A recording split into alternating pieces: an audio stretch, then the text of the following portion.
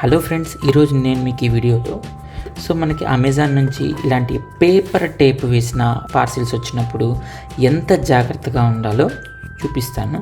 ఎందుకంటే ఇంట్లో ఉన్న ఐటమ్స్ని ఎంత ఈజీగా మార్చచ్చో నేను మీకు ఇప్పుడు చూపిస్తాను, చూసేసండి.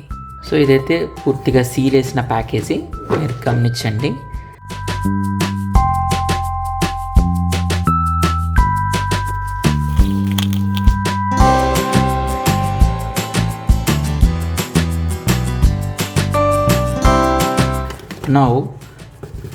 దీంట్లో ఉన్న ఐటెంని తీసేసి వేరే ఐటెంని రీప్లేస్ చేసేసి